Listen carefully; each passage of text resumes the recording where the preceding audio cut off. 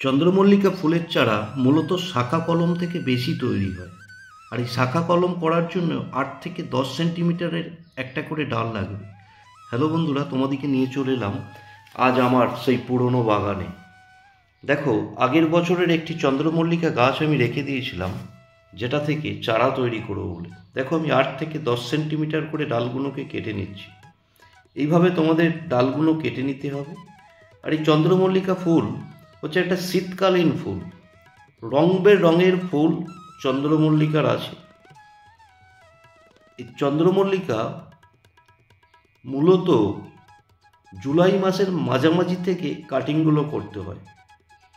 বর্ষার কারণে আমার একটু লেট হয়েছে, তো কোনো অসুবিধে নেই।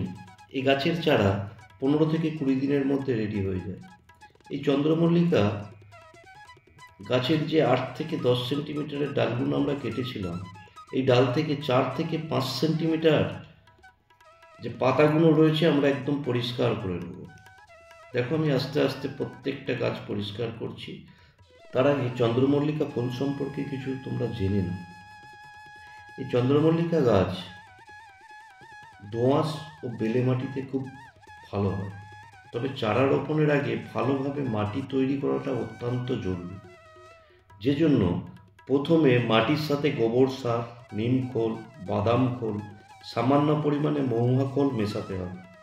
এই মাটি 3 মাসের মতন রাখার পরে চারা রোপণ করলে গাছের বৃদ্ধি ও ফুলের মান ভালো হবে। টবে চন্দ্রমল্লিকা ফুলের গাছ রোপণের আগে প্রতি টবে 1 চামচ ইউরিয়া এবং 1 থেকে 2 চামচ পটাশ প্রয়োগ করতে হবে।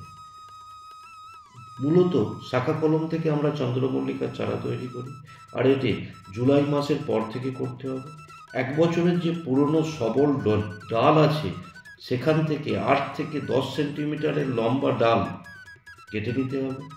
ওই ডালের কাটিংটা তোমরা এইভাবে পরিষ্কার করবে। তারপর তোমাদেরকে আসতে হবে একটা পট, যে পটে শুধুমাত্র বালি থাকবে। এই পটটাতে তোমরা এই চারাগুলোকে একটা একটা করে রোপণ করবে। আর ঠিক 15 থেকে 20 দিন পর তোমাদের এই চারাতে খুব ছোট্ট ছোট্ট শিকড় দেখা দেবে। তখন তোমাদেরকে কি করতে হবে? এই চারাগুলিকে নতুন করে রিপোর্ট করতে হবে। ছোট ছোট টবে এক একটা চারাকে বসাতে হবে। ওখানে তোমাদের 15 দিন রাখতে হবে।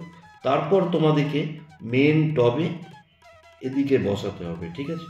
আচ্ছা, চন্দ্রমল্লিকার বিভিন্ন প্রজাতি আছে। আমার বাগানে প্রতি বছর অনেক রকমের চন্দ্রমল্লিকা থাকে। আমি যেভাবে কাজগুলো করি সেটাই তোমাদের সাথে শেয়ার করছি আস্তে আস্তে। তো বন্ধুরা, দেখতে থাকো।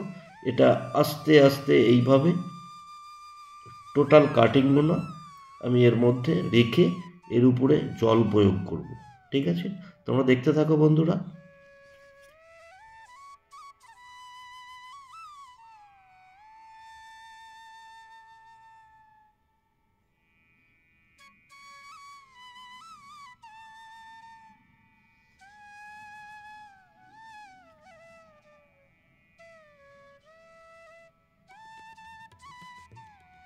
এরপর তোমাদের নিয়ে আসবো গাছ তৈরি, গাছে ফুল ফোটানোর ভিডিও। সেটা আস্তে আস্তে আমি আনতে থাকবো। আমার ভিডিও ভালো লাগলে অবশ্যই আমার চ্যানেলটাকে সাবস্ক্রাইব করে পাশে থাকা বেল আইকনটি প্রেস করে রাখো, কারণ আমার ভিডিও সবার প্রথম তোমার কাছে পৌঁছাবে। আর ফুল ভালোবাসো না এমন মানুষ হয়তো পৃথিবীতে নেই।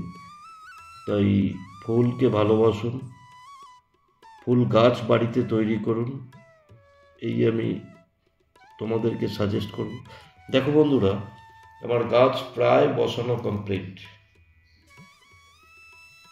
অ্যাকচুয়ালি এই কাজটা খুব সূক্ষ্মভাবে আস্তে আস্তে করতে হয়, তো যাতে ওই ডালটার কোনো ক্ষতি না হয়। ডালটা খুব আস্তেভাবে বালির মধ্যে দিতে হয়।